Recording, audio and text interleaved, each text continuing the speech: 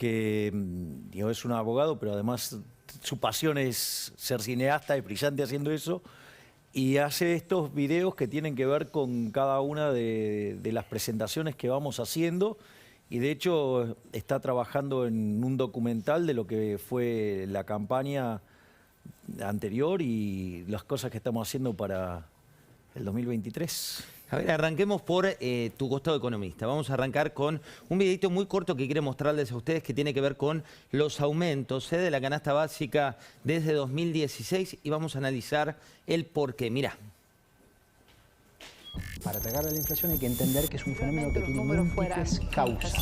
Del 25 al 26%. La inflación se produce culpa de un gobierno que administra mal. La inflación en lugar de bajar subió. La inflación no es un problema desde ahora, lleva muchos años. Yo les prometo que el día viernes va a empezar otra guerra. La guerra contra la inflación en Argentina.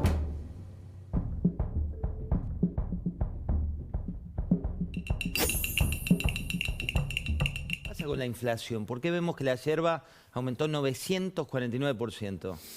A ver, lo primero es que lo que hay que tener en cuenta es que en rigor no es que suben los precios. Lo que está pasando en realidad es que está perdiendo poder adquisitivo el peso.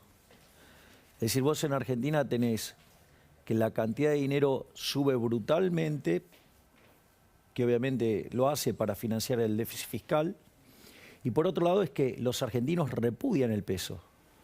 Es decir, los argentinos no quieren tener el peso. Todos aquellos que dicen que les parece una situación disparatada o extrema, digamos, el tema de dolarizar, por ejemplo, yo les propondría que le permitan elegir a la gente, a ver si, digamos, quiere tener esta basura que es el peso o tener dólares. Y la realidad es que el motivo por el cual los políticos no largan la maquinita es porque es una forma de robar a los argentinos. El señoriaje es un robo. Es decir, el financiamiento del déficit fiscal con emisión monetaria es un robo. Este gobierno, ¿sí?, le robó a los argentinos en los últimos 2 años 11 puntos del PBI. Entonces el problema es, vos tenés inflación porque la cantidad de oferta de dinero crece más fuerte que la demanda de dinero. O sea, y crece porque básicamente financiás el déficit fiscal y la realidad es que la demanda de dinero está quebrada. Porque vos fíjate, vos hoy tenés un control de capitales salvaje, vos tenés un montón de restricciones enormes y a pesar de ello tenés 100% de brecha. Consecuentemente, eso te está diciendo que no hay demanda de dinero. Y no solo eso, sino que además el control de capitales lo que implica es que vos estás forzando a la gente que demande dinero. Por lo tanto, digamos, los estás estafando, aumentándole la base imponible del impuesto inflacionario. ¿Se puede, Javier, corregir la economía argentina sin ajuste? No, porque vos no podés sustituir los ajustes, pero vos lo que tenés que tener claro es que cada herramienta se ataca con la herramienta pertinente. Eso ya está en la literatura, parece que los economistas argentinos, algunos se olvidaron de eso, que se llama principio de clasificación efectiva de los instrumentos de mercado. Digo, lo desarrolló un economista que se llamaba John Hicks. Ahora, ¿cuál es el punto? El punto es el siguiente. Digamos, si vos a ver, es inaudito que el presidente del Banco Central sea tan incompetente que te diga, no, pero mire, el problema de la propuesta de Milei es que esconde un ajuste fiscal. Discúlpame, la política monetaria tiene que ver con el nivel de precios, si vos querés.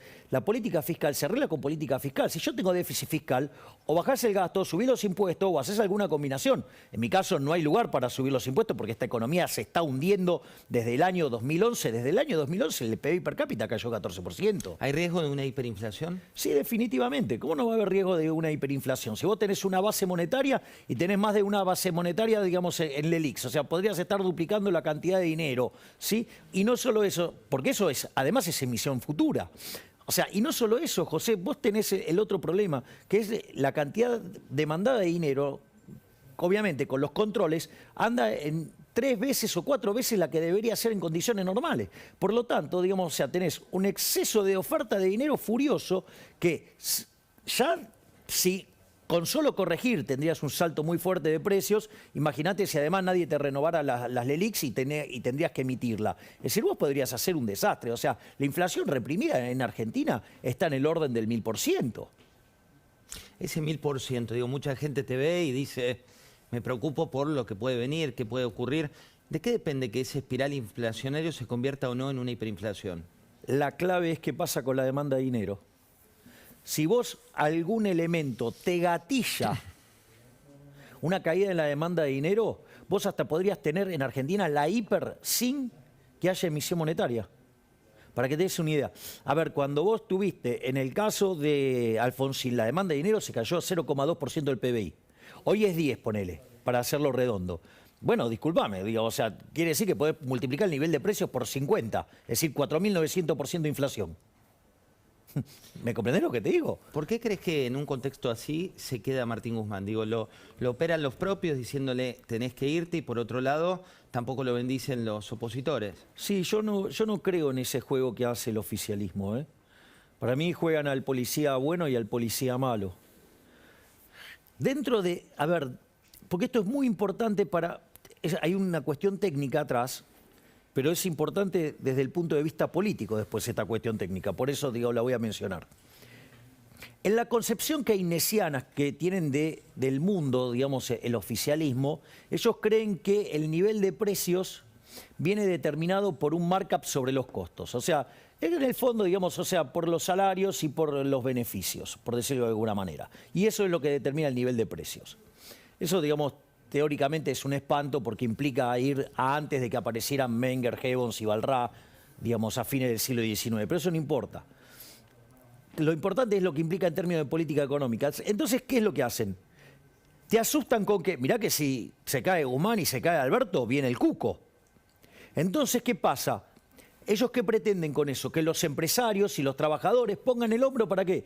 Para sostener el descalabro macroeconómico del gobierno. Y eso lo que hace es aumentarle las chances electorales al oficialismo. Es decir, aquellos que le están poniendo, que se compran la idea, no, cuidemos a Guzmán, porque mirá si llega a venir Cristina no sé, con Fernanda Vallejo. No, ¿cómo se te ocurre hacer semejante cosa? Mirá, si esto explota, no solo se lo lleva puesto a Alberto, se lo lleva puesto a Cristina. Pero digo, ¿qué se creen? Que digo, Cristina no sabe jugar a esto, Cristina fuma abajo del agua. Entonces, ¿cómo pueden ser tan tontos políticamente de no darse cuenta que te juegan al policía bueno y al policía malo? Entonces, con la idea de que tenés que sostener al bueno, que es Alberto y Guzmán, entonces termina el sector privado y los trabajadores, o sea, y las empresas, garpando todo el ajuste del descalabro macroeconómico que tiene este gobierno para financiar a los amigos. Dale. ¿El policía bueno y el policía malo tiene un guionista o es la improvisación? Digo, ¿hay alguien quien piensa en una Cristina para vos que es en este caso la policía buena para algunos con el tema del documento? No. El policía bueno es Alberto y el policía malo es Cristina. El policía bueno en el Ministerio de Economía es Guzmán. El policía malo es el Instituto Patria. Pero ahí según la mirada de quién. Porque digo, me pongo en este zapato y te digo, Kicillof le anuncia 60% a los estatales y docentes bonaerenses y se anticipa a Guzmán, les da 10 puntos más. ¿Es policía bueno o policía malo del corto plazo? No, digamos, lo que trata de hacer también es, digamos, o sea, cada uno cuida su quinta. No es que, digamos, o sea, acá están todos jugando, o sea, y no quieren verse comprometidos políticamente. O sea, entonces yo no entraría en eso, porque eso lo único que hace es que el sector privado banque el ajuste para sostener que llegue con mejores chances electorales el kirchnerismo. ¿Me estás cargando? Javier, O sea, ¿me comprendés, no? Digamos lo que estoy diciendo. Te comprendo perfecto. O sea, quizás ya me estoy contaminando demasiado de la política. No, pero te hago una consulta a partir de eso. Viste que vos tenés dentro de, por ejemplo, del espacio de Cambiemos, algunos detractores que dicen que le terminás siendo funcional, porque tenés muchos votantes, a Cristina, una liga más del kirchnerismo. ¿Qué interpretás de eso? ¿Por qué surge y es así para vos? No, yo creo que esa interpretación que hace la gente Juntos por el Cambio me parece aberrante porque es denigrante para con los seres humanos. Eso de para tu votante decís. No, para todos. ¿Cómo, digamos, vas a aceptar que alguien considere que es el dueño de tu voto? ¿Me comprendés? O sea, supongamos lo siguiente, José, vamos a hacer un ejercicio. Por favor, es un ejercicio. ¿Viste? Porque ahora todo tengo que ser literal, porque si no, si hago una metáfora, me la toman literal también. Ejercicio, hay que aclarar. Ese es el ejercicio, el ejercicio. Con comillas, supongamos que José del Río votaba, digamos, antes Pedro. a Pedro de Juntos por el Cambio. Pedro de Juntos por el Cambio. Y ahora querés votarme a mí.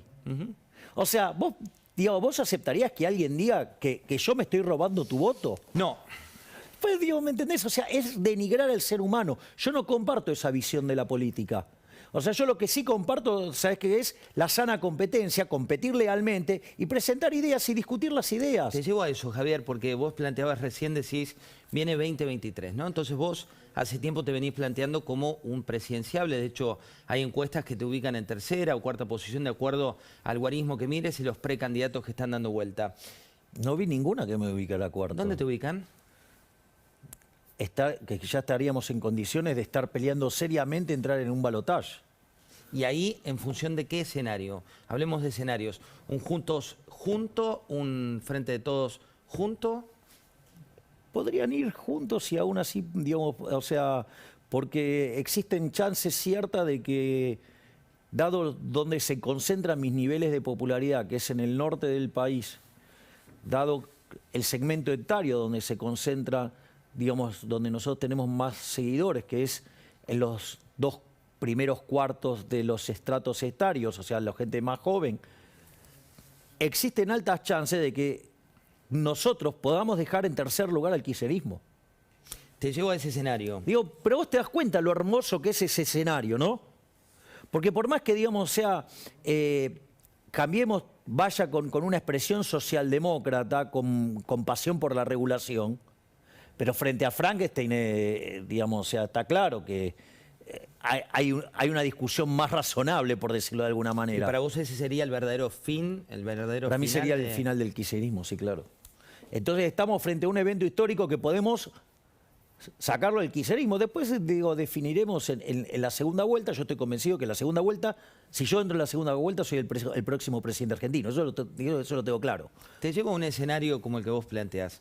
Próximo presidente argentino, falta 1 año y medio más o menos para la próxima elección, falta 1 año y medio para el final de mandato de Alberto Fernández. ¿Cuán solo está Milei? Digo, por ejemplo, te digo, ¿tenés ya un candidato en la provincia de Buenos Aires? Nosotros, digo, lo que vamos a hacer es ir a apuntar a lo que son los candidatos nacionales, ¿sí? O sea, porque nosotros somos una fuerza que se está desarrollando y que está creciendo, pero que obviamente estamos ganando participación en muchísimos lugares del país, con muy buena presencia, lo cual nos va a permitir, ¿sí?, ser una opción viable, factible, para que los argentinos puedan votar por tener un gobierno liberal y que sea un gobierno liberal en serio. Ahí, ¿qué ves lo más complejo, digamos, cuando tenés que armar un equipo ya más grande? Digo, en la última elección, cuando Cambiemos ganó, tuvo que cubrir 10.000 puestos en un transcurso de un cuatrimestre, por citarte un ejemplo. ¿Cómo estás armado para ese escenario? Bueno, nosotros lo que sí estamos haciendo es, nosotros ya tenemos 4 ministerios funcionando en la sombra, como se dice. ¿Cuáles son? O sea, es el Ministerio de Economía, el Ministerio de Acción Social, ¿sí?, Ministerio de Infraestructura y Relaciones Exteriores. Ahí, Javier, ¿quién es tu ministro de Economía? No voy a dar los nombres. ¿O cuál es el concepto de ese El ministerio? concepto es, van a ser todos hiperortodoxos. Hiperortodoxo. Eso significa... Todos para el que no bien viene de economía, liberales ortodoxos. Eso significa no Estado. Va a significar empezar una batalla por achicar el tamaño del Estado. ¿Y relaciones exteriores? ¿Cuál es el mapa? El TEC de Milei. Mira, si vos querés, o sea, mis referentes internacionales es el mundo occidental. Si vos querés, la cabeza más visible de ese mundo occidental es Estados Unidos y obviamente Israel. Alianzas como la de Cristina con Venezuela, con Rusia. Ni se te ocurra esos tintes rojos en mi gobierno. Desarrollo social con planes sociales. Mira, los planes sociales nosotros los estamos rediseñando, le estamos dando un formato liberal para que esos programas sociales, hacia lo que nosotros llamamos la reforma de segunda generación, se conviertan en gente que sale a trabajar. Es decir, que la gente, como consecuencia del fuerte crecimiento económico, deje los planes sociales y se dedique a trabajar. Claramente acá la clave entonces son las reformas de primera generación, que tiene que ver con la reforma del Estado, de bajar el gasto público para poder bajar los impuestos, reformar el mercado laboral hacia adelante, dándole flexibilidad hacia adelante para no vulnerar derechos y de esa manera abrir después la economía, y en ese contexto eso te va a asegurar, ese conjunto de reformas te puede asegurar 15 años de fuerte crecimiento económico, y nosotros esto además le queremos dar un boom adicional con la reforma bancaria y monetaria que a la postre termine con la eliminación del peso como moneda, y a partir de ahí terminar definitivamente con la inflación y a partir de ahí entonces con todo este conjunto de reformas nosotros estamos, porque la convergencia de donde por ejemplo está Argentina hasta llegar a ser un país desarrollado como Estados Unidos en dinámica, eso tarda 35 años. Entonces hay gente que dice, no, bueno, pero eso es demasiado tiempo para mí. Bueno, lo primero es, mirá, la grandeza, digamos, a la que nosotros apuntamos es que vos, digamos, vas a plantar el árbol independientemente que vayas a disfrutar o no de la sombra del mismo. Pero al margen de eso, hay otra cuestión más que para mí es importante, que se tiene que conocer de los procesos de convergencia. Que 2/3 de la mejora en el PBI per cápita ocurre en 1/3 del tiempo. 2/3 de la mejora del PBI per cápita en 1/3 del tiempo. En 1/3 del tiempo. Es decir, vos en 12 años, ponele, para redondear, alcanzarías a tener el 66% del PBI per cápita de Estados Unidos. Hablando de eso, Javier, anunciaste... que no es... Vos sabés que eso es una máquina de sacar gente de la pobreza, de la indigencia. Y eso se puede hacer. ¿Sabés quién tuvo la oportunidad de hacer esto? Cristina. Pero en lugar de ir hacia las ideas de la libertad, ¿qué hizo? Decidió abrazarse a los colectivistas. Se enamoró de Kicillof. Bueno, así estamos. ¿Cómo evalúas la gestión de Kicillof? Pero Kicillof es un incompetente, es alguien no apto para ninguna tarea vinculada a la economía. O sea, las cosas... un tipo que dice que la Unión Soviética se cayó porque no tenían el Excel, es un inimputable. ¿Y por qué llega a gobernador de la provincia más importante del país? En términos de cantidad de gente, no se enojen los que nos ven desde todo el país. No, yo creo que llega a gobernador básicamente porque el gobierno de Mauricio Macri no cumplió con las expectativas de cambio que le pedían. Y además, o sea, porque Vidal demostró ser aún peor todavía que Macri, porque digo, o sea, la diferencia que tuvo fue peor. Y no solo eso, sino que además hay algo que a mí me llama poderosamente la atención, porque cuando vienen esas pasos catastróficas, en términos de resultados para lo que fue la diferencia que le sacó Alberto Fernández a Mauricio Macri, mientras que fue a pelearla a todos los lugares Macri con Pichetto, sí, creo que fueron 33 actos, si no me equivoco, Vidal se quedó tranquilita y dejó que avanzara Kicillof sin ningún problema. ¿Vos creés que eso fue un pase de facturas después en la elección? Para mí eso es, digamos, o sea, si vos querés a alguien que haya sido funcionario del kirchnerismo y a entregarnos al kirchnerismo, digo, claramente Vidal lo fue ahí. Javier, quiero mostrarte a Máximo Kirchner, ¿lo tenés? ¿Cuál es tu opinión de...? ¿Te agarrás la cabeza? ¿Por qué?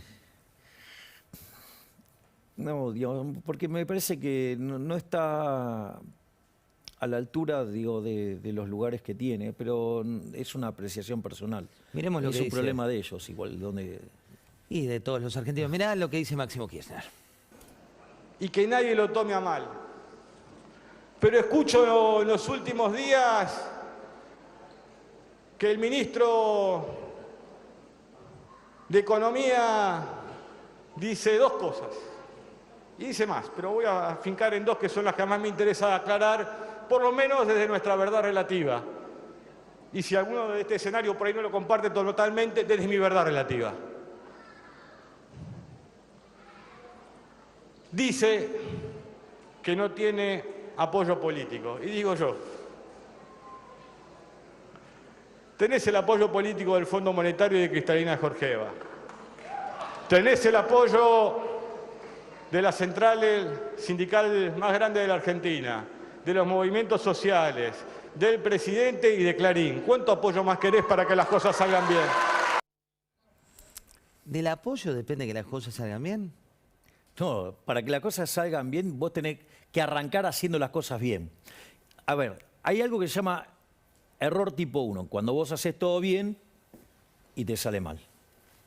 Pero en el 95% de las veces te va a salir bien. Ahora, la otra es apostar al error tipo 2, hacer todo mal y creer que te va a salir bien. O sea, la realidad es que el programa de Guzmán es inconsistente desde lo teórico, inconsistente desde lo empírico, inconsistente desde lo conceptual, inconsistente desde lo contable. No puede salir bien. Y si para colmo de males hay gente tirando nafta al fuego, digo, esto es peor todavía. Entonces, porque a mí la sensación que me da, al margen de que jueguen al policía bueno, policía malo, en el medio está la demanda de dinero. Y lo que caracteriza las... O sea, vos podés tener una macro que es un desastre. Y esto ocurrió varias veces. Pero lo que te precipita a la crisis y te genera los desastres es la caída en la demanda de dinero. Explicarle a la gente qué es la caída en la economía cotidiana. Salir a comprar dólares. Y pero eso... No, que no te importa, o sea, no querés tener los pesos de ninguna manera. Bueno, eso, digo, Pero para eso no necesitas capacidad de ahorro. Bueno, está bien, digo, pero aún así sobran un montón de pesos en la economía. Vos tendrías que tener el peso por 3, 4 puntos del PBI de demanda de dinero y tenés que oscila entre 10 y 12. Chao, digo, algo, digo, no está, digamos, así no da. O sea, en algún momento eso va a estallar. Eso, mira, en el Rodrigazo el nivel del desequilibrio era la mitad que el de ahora. La mitad.